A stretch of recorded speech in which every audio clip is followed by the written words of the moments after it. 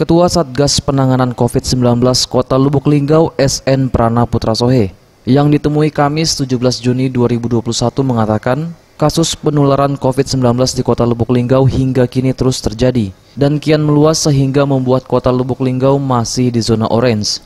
Meningkatnya angka warga yang terpapar COVID-19 ini pun membuat khawatir pemerintah Kota Lubuk Linggau bersama Satgas Penanganan COVID-19 Kota Lubuk Linggau.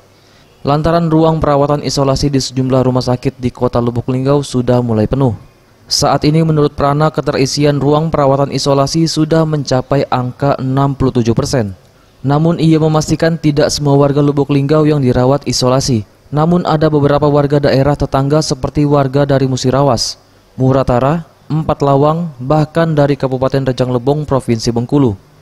Sementara itu dengan peningkatan kasus ini, Pemkot Lubuk Linggau akan segera berkoordinasi dengan daerah-daerah tetangga agar turut membantu penanganan COVID-19.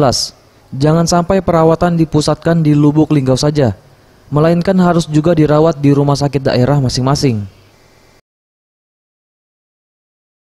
Sekarang tingkat kondisi kepenuhan rumah sakit atau BOR, itu kamar, itu kurang lebih sudah 67%. Artinya kita sudah warning sekarang.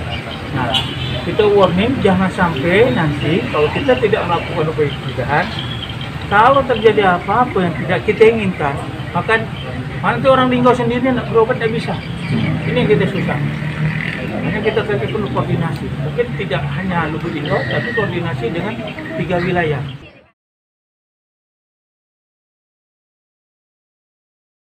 Tim Liputan Sriwijaya TV.